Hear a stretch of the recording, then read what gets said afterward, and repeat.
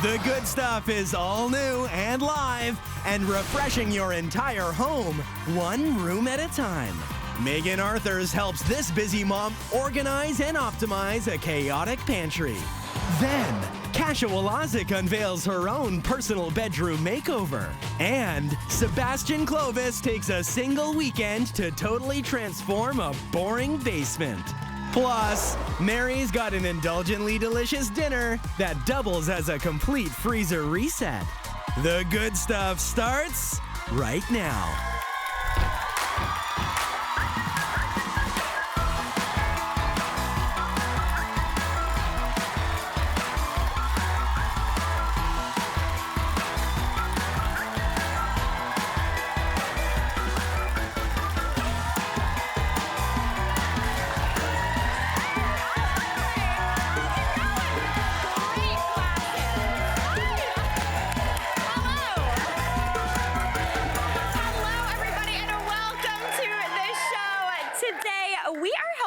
You give your home a refresh room by room. We're starting off with a lovely viewer named Lori. Lori reached out to us for help with her chaotic pantry, something I think we can all, relate to. So we sent organization wizard Megan Arthurs to the rescue.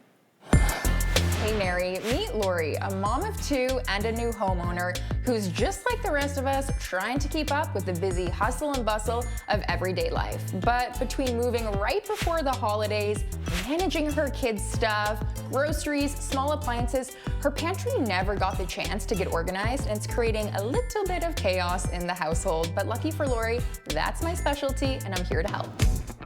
Thank you so much for having me. The pantry has so much storage space, so I'm super excited. But I'm curious as to what the biggest challenge has been when it comes to organizing the pantry so far. Yeah, mostly time. It's not organized. So in the mornings and lunchtime, dinner time, trying to find things can be a challenge. Well, I'm gonna send you away and roll up my sleeves, and I'm super excited to get started. Me too. Step one, I'm gonna be taking everything out of the pantry, and as I'm doing this, I'm gonna be checking for expiry dates and setting any expired items aside to ask Lori about.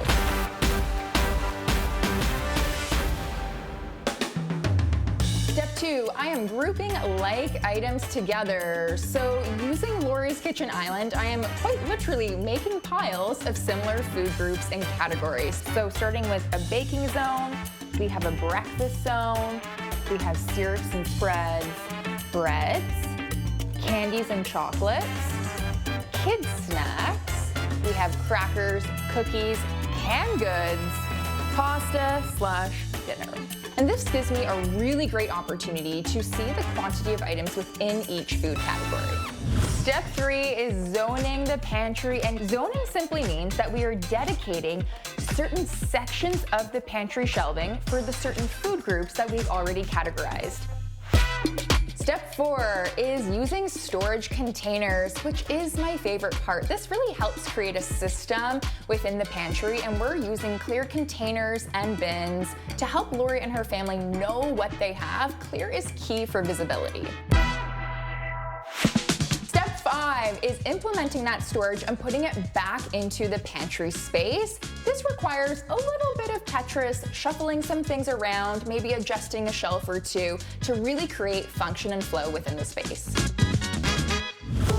And step six is the final step, which is final touches and labels. You have to label this space. It really creates an accountability buddy for the family to know exactly where things are and where to return them. Okay, the pantry's all done, and it's time to call Lori in for the grand reveal. 3, 2, 1, and this is the pantry! Oh my God.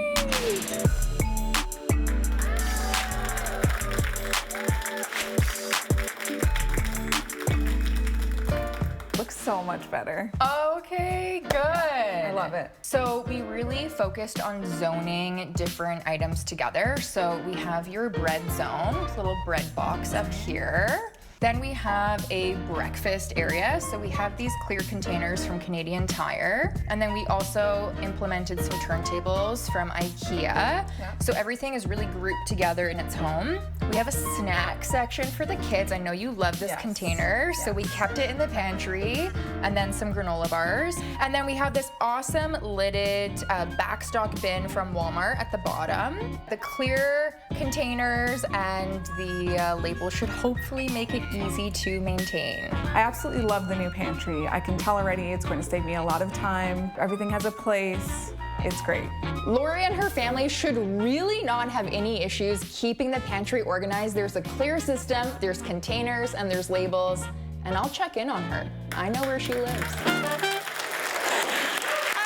I hope you enjoy it, Lori. Everyone, please welcome organizing superhero, Megan Arthur. Megan! Hey, Mary. That was fantastic. I'm not gonna lie, you did a little, like a wardrobe edit of our Fitz room upstairs, and I'm making sure we're keeping it organized. We're so organized. Yes. I sneak in there sometimes. I know you do. Just to check in. That's the thing. Megan Arthur is always going to check. That was such a fantastic pantry organization. So much fun. I hope Lori and her family are keeping it organized. Oh, fantastic. Now, okay, I gotta say, always a delight when people can have you, a Megan Arthur's, in their home to organize their pantry. What about for the rest of us who maybe do not have a Megan Arthur's at home? So the success to kitchen organizing is all about creating systems that align with how you actually use your space. Okay, cool. And today, we're gonna talk about 5 super tiny but impactful organizing gadgets that I know are gonna solve so many pain points that we all feel in our own kitchen. Okay, fantastic. So let's start off with one that I think we can all agree with. You know when you got an appliance and the cord is like for like a jet? Like, why is this so big? You know what I mean? Every appliance comes with this massive cord, Yes. which is really an eyesore if the appliance is living out. But if you're trying to tuck it away, it gets caught in things. So to save the day is an appliance cord organizer. Oh. So this is a non-tool organizer. It has a sticky back, so you simply peel, you stick it exactly where you want, somewhat near that cord, and then you just wrap the cord around, and it really creates this nice, tight little cord organization. I also love that it's silicone, so you actually, if the cord is really big, you can actually bend it to fit in. Exactly. Yeah. So we have a finished one here. Look how neat and tidy that is. That's nice. It's such a small gadget, but really, really impactful. I also love, like, it almost looks like it's part of the gadget. Now, it's not going to create more clutter. It's actually just going to become part of the thing. Exactly. Love that. Yeah. Okay, moving on. Let's talk about under cabinet kind of pots and pans organization, because that is like that's a mountain. It is a mountain. Next to reusable containers, this category is dangerous. It's like digging for gold in the deepest cupboard that you have. Yeah, and you always somehow need the pot at the bottom. Yes. Like you never need the top one. Why? I don't know. Why is it like that? So this organizer, again, no tools required. It comes with 2 sticky adhesives on the rails. So you stick this onto your cabinet, and then it has this great pull-out feature. So the item itself can pull away, pull towards, so it actually pulls the pots and pans to you. Yeah. And then these dividers are all adjustable. So depending on the size of your cookware, you're going to adjust them so it fits to size. It's such a better way to organize, but I will say, make sure you measure your space before you make any purchases of any organizing product, just to make sure that the cupboard will actually clear the pans and the pots standing upright. Totally, I love this. It's almost like you're making like a file folder for your pots and pans. Feels so organized. Honestly, we're real organizing dorks though, so this is very exciting. All right, moving on. We've got our pots and pans organized, but what about the lids? Yes, the mate to the pots and pans. Which they always end up in the biggest pot, and then you still have to dig. You still have to dig, and you're like, do I put it upside down? Do I put it right side up? Like, how do I organize this? Here's what we're gonna do. We're going to find a cabinet, a cupboard door, and on the inside of the door, we're going to install pot lid organizers. Yes, they do exist. Again, no tools. Mary, this whole segment theme is like tape. Tape. Yeah. Literally tape, which is my favorite thing in the world. So it's peel and stick, and then you can stick this to the inside of the cabinet door, put your pot lids on. It is such a great way to use space that's not being occupied anyway. I love that. That's fantastic. Super smart organization. Okay, this next one. Get ready. This next one is gonna change my cupboards.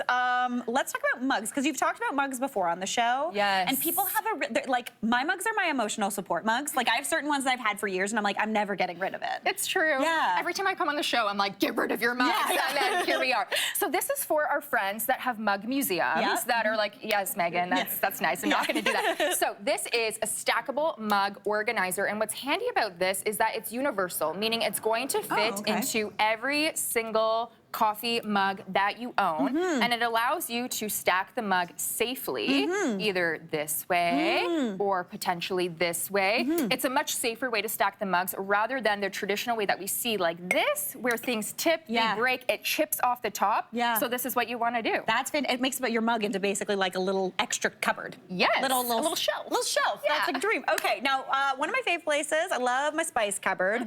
Mine is. I have opinions on spice cupboards, but I want to see what you got going on. Okay, spices in the world of organizing always get put on the back burner. We're like, yeah, I'm just gonna throw it in a cupboard, in a drawer. And we all see those pictures of like luxurious kitchens online where like, oh, that's a custom spice drawer, must be nice. Well, dreams can come true, Mary. So what we wanna do is find a drawer. This is an expandable tiered spice organizer. Okay, cool. Expandable is great because it's gonna fit your drawer to size. We pop it in the drawer and then all the spices are angled. So when you open the drawer, you can see them at a glance and you're not going to be over purchasing and underusing. I love that. Megan Arthur's, everybody, keeping our kitchen organized. One little gadget at a time. Listen, we got to take a break. We'll be right back. Up next, cleaning up never tasted so good. Mary's got an indulgently delicious dinner that doubles as a complete freezer reset. That's up next. Tomorrow on The Good Stuff, it's Super Suppers. First up, Anna Olsen stirs up a gumbo that's pure Southern magic. Then, Mary's creamy tortellini will have you saying goodbye boring weeknight dinners. And Vijaya Selvarajju's bringing the soul-soothing flavors of pho right to your kitchen. Plus, Alex Page is serving up a borscht that's bold, beautiful, and straight from Bubba's heart. Don't miss a single spoonful tomorrow on an all-new episode.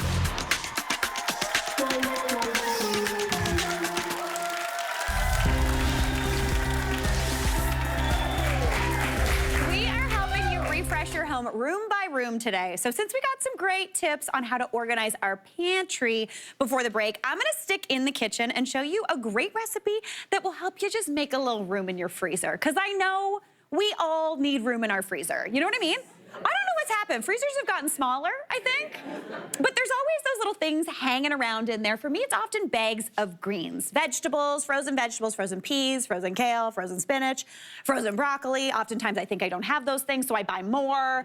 So there's a lot to use in there. So I wanted to show you how to make a kale and broccoli risotto with whatever you've got hanging around in your freezer. Now, obviously I said kale and broccoli. I have kale and broccoli. But if you had spinach, that would be beautiful. If you had edamame, that would be really nice too. Really, whatever green thing you've got hanging around in your freezer can go into this risotto. So first up, we gotta get started on the actual broth for the risotto. Now, typically when you're making risotto, I usually tell you that you don't actually need to heat up the broth necessarily to make it. It does make it come together quicker, but for this recipe, you actually do, because we're actually gonna cook some of the greens in the broth just to bring everything together. So I've got a pot here, and I'm gonna go in with some boiling water. Now, I've already pre-boiled this water because it's gonna make it come up nice and quickly. You want anywhere from about 4 to 4.5 cups of water in that pot. Now, the reason I'm using water is because I'm very into bouillon right now. If you're not, feel free to use a pack of like one of those like juice boxes of broth, that'll work. But I'm really into bouillon, whether it's powdered, cubed, or this stuff. This is called Better Than Bouillon. It's actually a paste. You can buy it at a lot of like kind of bulk food stores or big box stores kind of. It has so much flavor in it, really umami-y. This is the vegetable one, but they come in chicken, they've got low sodium, they've got beef, they got like a garlicky chicken one. Really, really tasty, tons of flavor, gets added into whatever you add this into. So I've got about 4.5 cups of water in there. Use about a teaspoon per cup of water. So I'm going in with just a heaped tablespoon into there. Give that a whisk to combine. And there you go, instant broth. You're not gonna have that like carton that you use a cup of and then you forget about. And then 3 weeks later, you're like, I should probably throw that out. No, this is fantastic. All right, the broth is looking great. Now, in that broth, we're actually gonna cook some of our greens from the freezer. So I have got a cup of frozen broccoli here that I'm gonna add right on in. And then I'm also gonna go in with a cup of frozen kale. I love buying frozen kale because the freezing process actually kind of breaks down the toughness of kale. Remember when kale became a thing and everyone was like, you have to massage it? You can do that or you can just stick it in the freezer. That kind of does that for you. So I'm gonna go in with that cup of kale. And that only needs about a minute or two to cook, just until it's nice and bright and green and no longer frozen. So while that starts its thing, we're gonna get to work on our risotto. So in this pan here, I've got 1 yellow onion that I've diced up nice and fine. I've got that in a little bit of oil. That's been going over about medium-ish heat for about 5 minutes, seasoned with a little bit of salt and pepper just to kind of help draw out some of the moisture.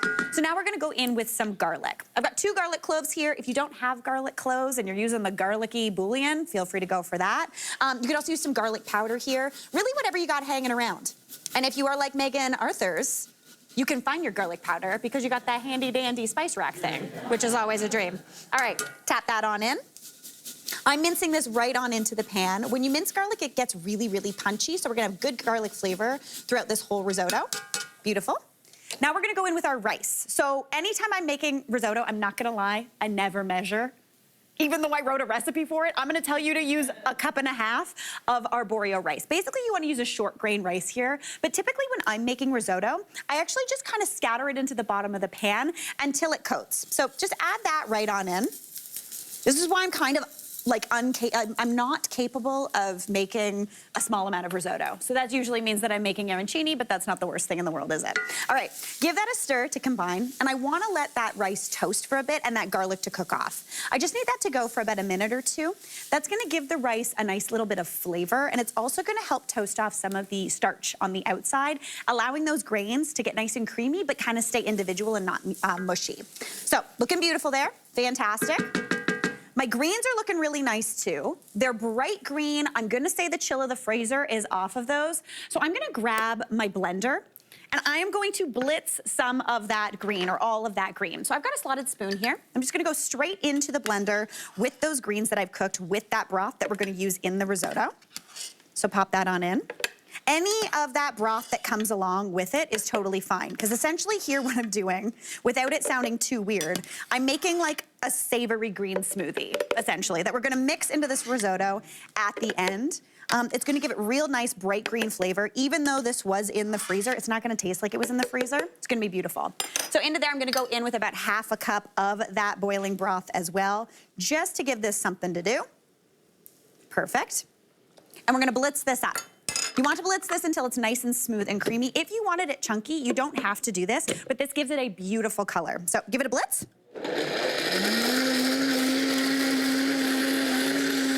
Don't forget to remove the vent hood thing like I did. That's gonna let that steam out so you don't have a green explosion on your hand. Perfect. Taking the lid off, and that looks absolutely beautiful. Like, look at the green color on there. Look at the green color on my sweater. Don't wear white when you're making this. That's my fun fact, I'm not gonna lie. Sorry, Alexis Hans, my bad. All right, so let's head back over to the risotto. So we've got this going, that rice is nice and toasted. So I'm gonna go in with my wine. Now, you wanna go in with about 1/2 cup of dry white wine. Whatever you keep in your fridge is a dream. Just give it a splash and give that a stir to combine. Now that wine's gonna reduce and kind of absorb really, really quickly. Once it reduces and absorbs, we're gonna start going in with that broth. Just about 1/2 cup at a time, right on into there. Giving it a stir every once in a while. I know a lot of people will tell you have to stir your risotto constantly. You don't. Just give it a stir when you think of it, and it's gonna be fine. All right, now I'm gonna just transfer this over here, because with the handy magic of television, we got a risotto already cooked right here. Let's take a gander. Oh, look at that. All of that broth has been absorbed. It's looking so beautiful, really, really tasty. So now we need to add in that green. So this is the point where we're going in with this green mixture. So let's stir that right on through. Do you see all that color? That beautiful green. Now, in addition to that, I'm also gonna go in with about 1 cup of frozen peas. Again, if you had edamame or something like that, feel free to go in with that. For a little more green flavor, tablespoon or 2, if you have it, of prepared pesto brings like that basil-y deliciousness. Super tasty, so going in with that as well. Then, of course, it's me. I can't not do a lemon or some cheese. So a little bit of lemon zest. You can go in with the juice as well. That's gonna give it a really bright flavor. If you do go in with the juice, add it at the very last minute because it tends to pull back on that green color. If you wanna make this ahead of time, just go in with the zest, a good amount of cheese right on into there as well. To be honest, if I had more time, I'd be grating for about 2.5 minutes. Yeah. But you do you. Give that a stir, and you're gonna see that green color come all the way through. If it's a little thick, another splash of that broth just to loosen it up. And to me, that looks like a green dream. Like, so tasty. Okay. Serve that up however you see fit. Personally, nothing tastes better than risotto right out of the pan. We gotta take a break, though. We'll be right back.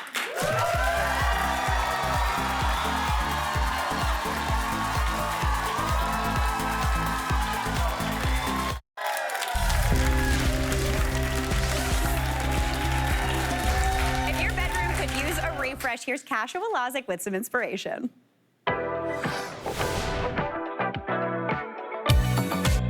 Are you thinking of updating your bedroom? My top key design essentials include color, texture, proper flow, and most importantly, smart storage.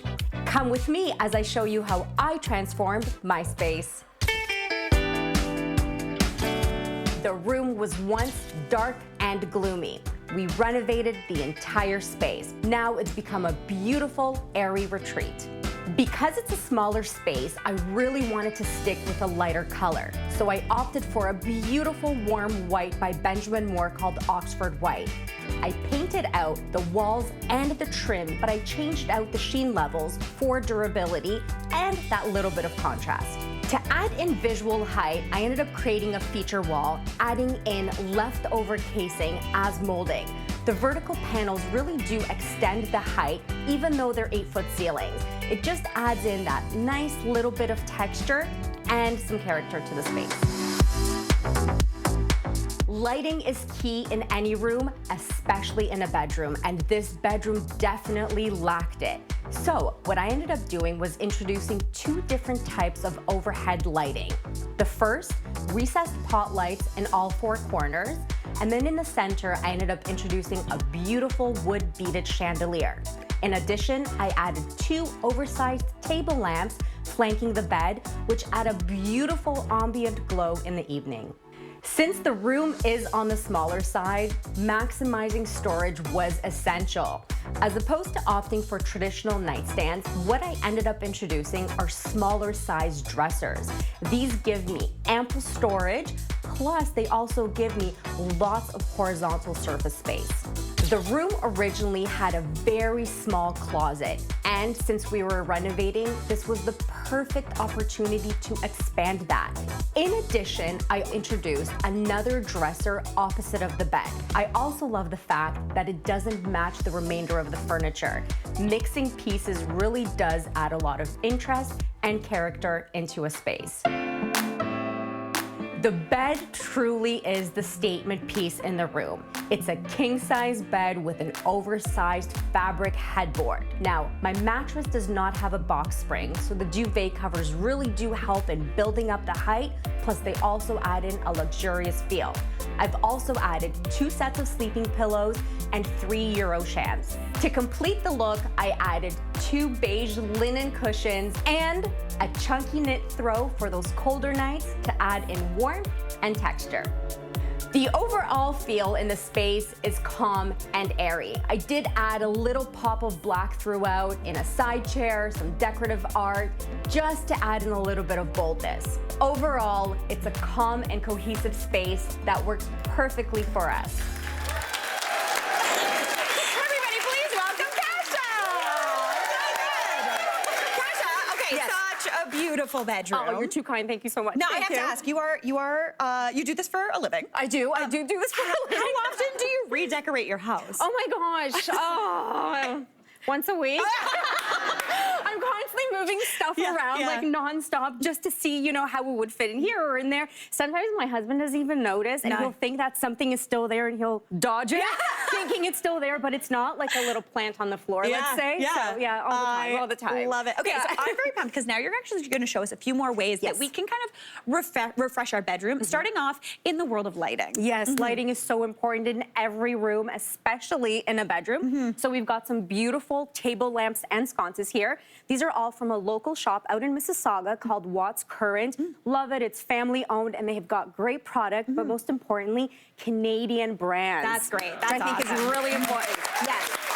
So looking at table lamps, I love something substantial. If you have the space for it, go big, go bold. The whole trend with lamps right now is getting into more of an organic feel. So introducing stone like marble, introducing a textured stone like a cement type base, or even alabaster. So embracing that organic feel. So you can see I've got these two beautiful substantial lamps here. These dim as well, which I think is really important for a table lamp, especially in a bedroom. However, if you don't have room for something with a shade, you can opt for something that's more architectural and go perhaps for a globe light, like what you see here. So you've got this beautiful opal glass. It gives you 360 light throughout, and it really does still make a statement, even though it's small. Yeah. Now, if you're looking to perhaps clear your horizontal surface on your nightstand, opting for sconces is a really great idea. Yeah. So I love this light right here. So this light right here can be hardwired by a professional and licensed electrician, but you could also simply plug this in. So this can be reconfigured to be a plug-in. Oh, great. So simple, easy task to do. What I love is that it's got a top light, bottom light, but when you're in bed, you can simply tilt it directional as you please to be able to see your book. It comes with a dimmer, so you can dim how little or how much light. And the best part, it comes with 2 USBs on the bottom. Oh, nice. So you can charge your phone and your iPad, so you're really clearing off all the clutter off of your nightstand, especially if it's small. Fantastic. I love that. So the other lamp that I've got here, I just quickly want to point out, is more of a mid-century modern, and this has a swing arm. So it's a little bit more substantial, but you can, again, control and swing the arm as you see fit, depending on what you're doing in bed. If you're reading and you require light to be switched over to you a little bit more. Fantastic. Okay, now speaking of lighting, we're going to switch on over to something else. What are we talking about? Oh my God. Light switch plates. Yeah. I love these. So we've got this beautiful collection right here.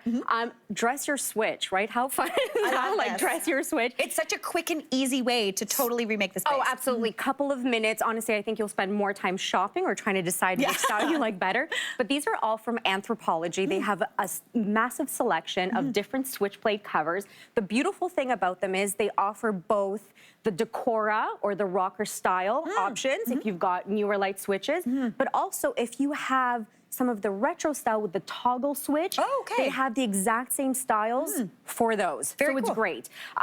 You've got some beautiful styles here depending on what your interior style is, something like the engraved silver plated for a traditional style. If you're more Art Deco, you can go into a ceramic. It's a beautiful ceramic green plate. And I absolutely love that cottage feel is really in right now. There's a lot of people that are embracing it. They want to create that cozy feel in their space, doing something like the gingham. Again, Anthropologie, they have a ton of other designs. Fantastic. Yes. All right, let's move on to the kind of the big pieces. We're talking bedding and also like wallpaper. Yes. Okay. Bedding is huge. Where do you spend majority of your time in your bedroom? In your bed. Yeah. So my whole thing is opt for bedding, number one, that is organic. So choose bedding, cotton, linen, flax, bamboo. It's sustainable, it's breathable, it helps to regulate and control your body temperature, and it's safer for you to, you know, use. Sleeping. Exactly. So a lot of the bedding that you see here, Mary, these ones are from Simon's, another really great Canadian store. And what I love doing is, as opposed to introducing overly loud or large patterns, mixing and matching my bedding. So mixing and matching colors, as you can see here, perhaps introducing a powder blue and mixing it with an organic taupe color. That still gives you that organic palette, but it introduces this beautiful color block to the equation. I love it. And we're kind of seeing that mimicked over here, which is in that beautiful wall mural you wanted to talk about. Tell me about this. So if you're looking for a larger renovation project, perhaps adding a mural to your wall, something like this. So these murals here are from Philip Jeffries, and they're absolutely stunning. So striking. They create this beautiful art display on your walls. But the thing that I love most are the fabrics that they're printed on. And I did say fabrics because you can customize and choose whether you want to print it on linen, on cotton, on flax. We've got some that are printed on metallic, for example, if you look at these. So these can really replace your artwork in your room, and you can envelope the entire room in something like this. Big impact. I love it. Katja, thanks so much. Thank you. We're going to take a break. We'll be right back.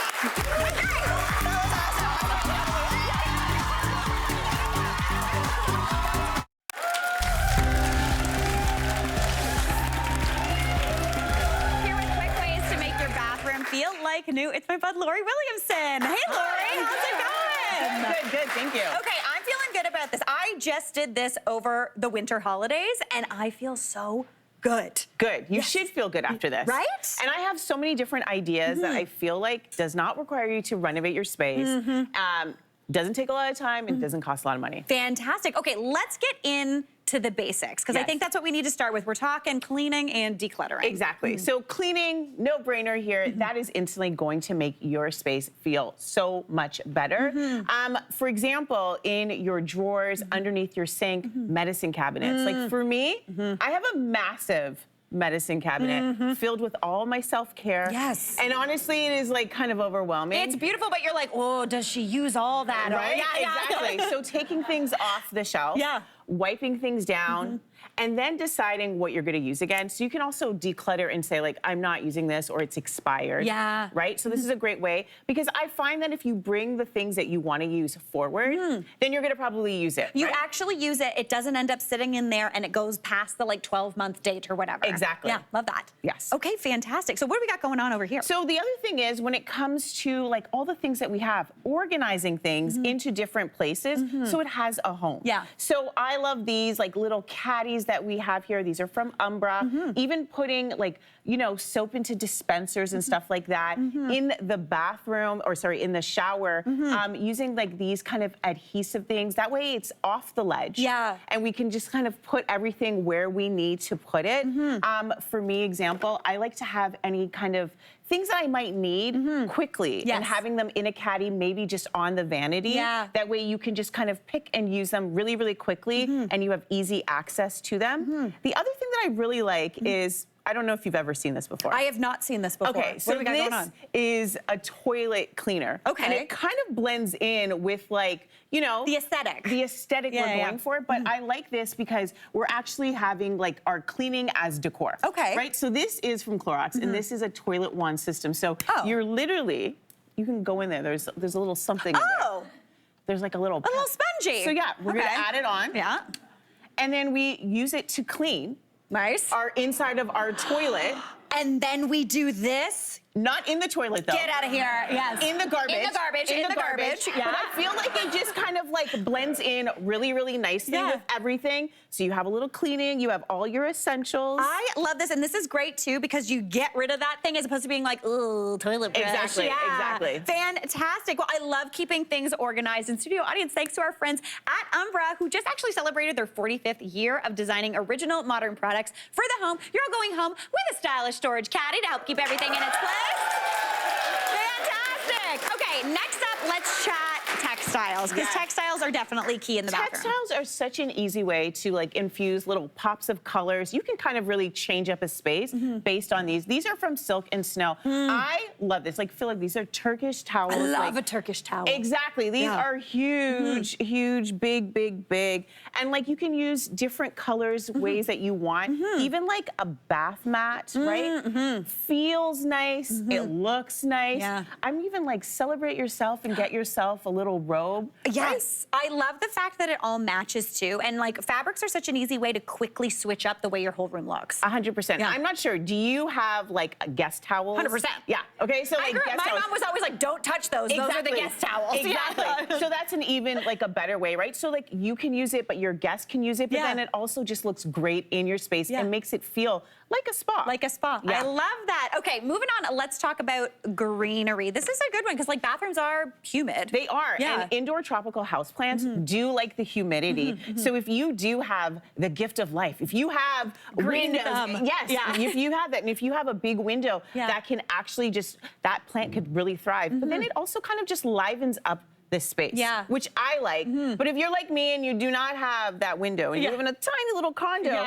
getting an artificial houseplant would be great. This is like a pothos, but this is great. And I just think that it just like, you know, amongst all of the other kind of neutral color, like this, just, it has a little something that I really like. Gives a little pop. For sure. And then it just, once again, feels like nature indoors, instant refresh of your space. I love that. Okay, last but not least, this is a good one. We're talking adding like a scent, like an ambiance that you love. For sure, because honestly, when it comes to a space, if it doesn't smell good, you know about it. But if it smells good, you absolutely know about it. I have used this. This is from Bouclair, and I smell it. It smells divine. Oh, that's nice. Very soft. Really, right? Yeah. So then what we do is we just add in the reeds into that, and it literally is just like a scent diffuser. It just kind of, just nice scent, or if you are into candles. But honestly, I just love this kind of combination. And like when you look at everything and you kind of put everything together, very you're aesthetic. Like, very aesthetic. It just smells good. It looks good. It feels good. Yeah. I love this. Also, hot tip, candle for the bath, this all the time. Blow that out when you're done with it. Fantastic, Lori. Thanks so much for refreshing our bathroom. Great job. We gotta take a break. We'll be right back. That was great.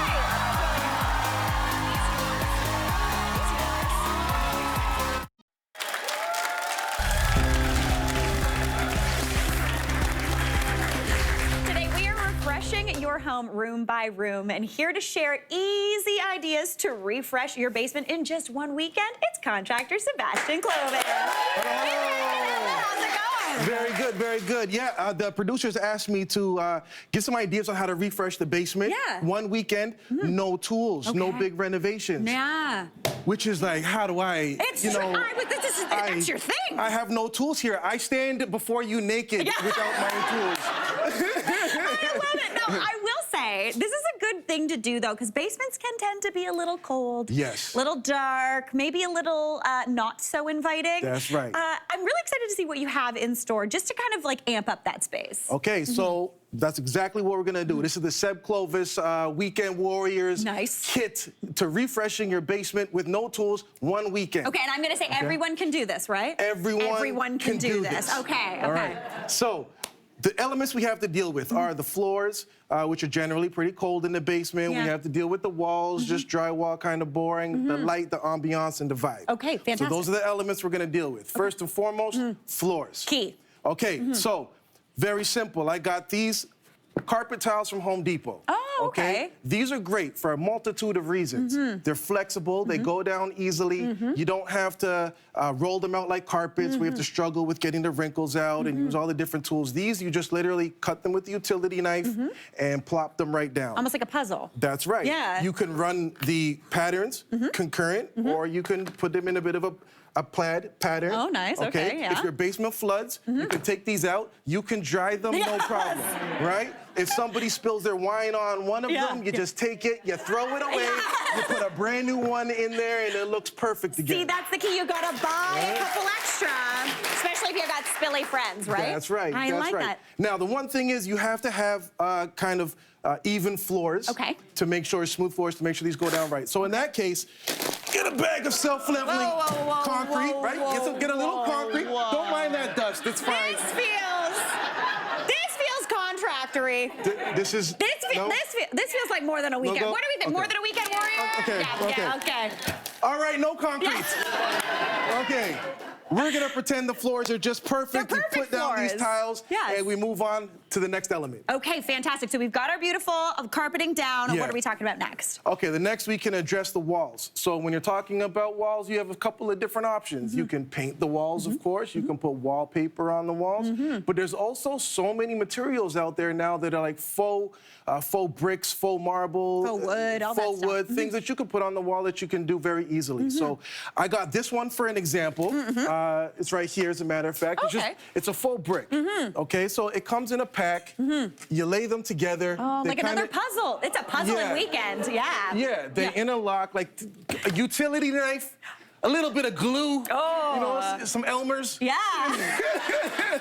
Bust out your glue stick. And Yeah, you're no, good. glue stick, you're good. What would you suggest we stick it to the wall with? I will. Personally, if it was me, what I would use was actually not glue. Okay. I would use silicone. Okay. The same stuff you put around your kitchen sink. Yeah. And the reason why is because if you use silicone, it's still very sticky. But if you put it up and you don't like it, you can take the silicone off perfectly. It'll come right off your wall. The wall is fine. You don't have like chunks. Ripping chunks off. Yeah. Okay, fantastic. I love So that. that's the idea. And then if it was me, all right, and I had a little bit, maybe an extra weekend. Maybe a long weekend. Maybe a long weekend, Yeah. right? What I would do is you could buy a tube of mortar and put it in a caulking gun. And so I would go along these lines and I put real mortar in all of these things. To give it the texture. Give it a little texture and make it look a little bit more real and authentic and just, you know, arts and crafts. That's for the long weekend. That's the long weekend only. There you go, everybody. Right? We got it, Right? we got it. Okay, moving on. Let's talk a little bit about lighting, because obviously we're in a basement, not a lot of light. That's the thing. Yeah. And we're so tired of overhead lights, pot lights just flooding out the whole thing. No vibe. No vibe. We want vibe. Yeah.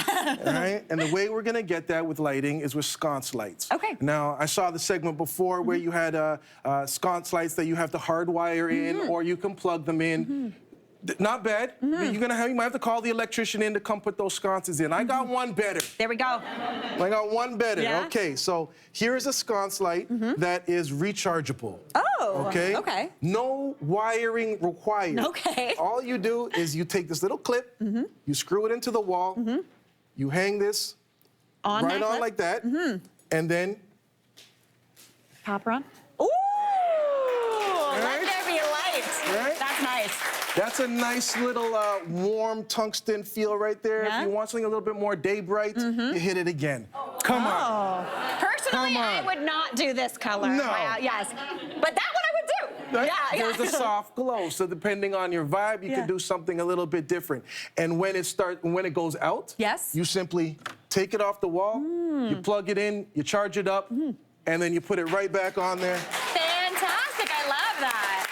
All right, so we've got the kind of like sconce. We don't want the overhead. We've got the sconce. But what if we're looking for like a real vibe? So the sconce, that's mid-level light. Yeah. Now, if you want real vibe, you need low light. Yeah. Right? Yeah. So that's where you can get these candles. Okay. Okay, so these are battery-operated candles. Okay, but not your average, ordinary, everyday battery-operated candles, because these ones come with a remote control. Oh, so cool. you can set the timers on them. So it comes on at sundown, and then maybe it goes off at 1 p.m. in the morning.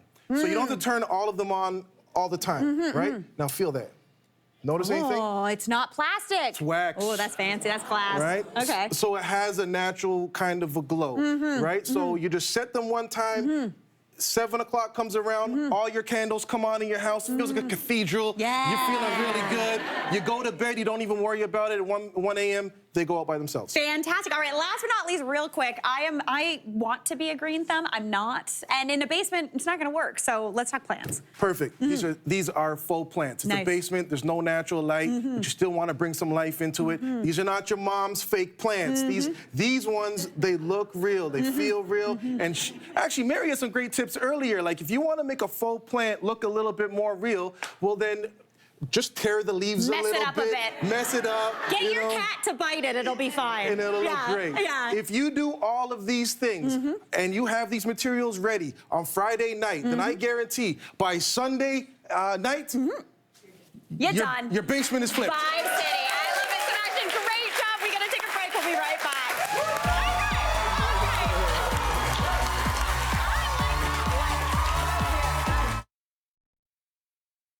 Are you sitting at home thinking, hey, seeing the good stuff live would be fun? Well, you are in luck. We would love for you, along with your friends and family, to be a part of our studio audience. Just scan the QR code at the bottom of your screen for your chance to join us. Tickets are free. Can't wait to hear from you.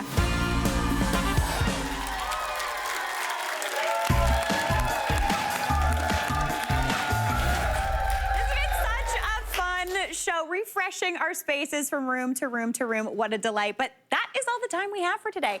Be sure to subscribe to @TheGoodStuffCTV on YouTube for tons more recipes. We've got tips, interviews. There's so much more on there. We've also got our Instagram page. Honestly, just follow along. Thanks so much for watching. We're going to see you tomorrow for more of the good stuff. It's a delight. Go team!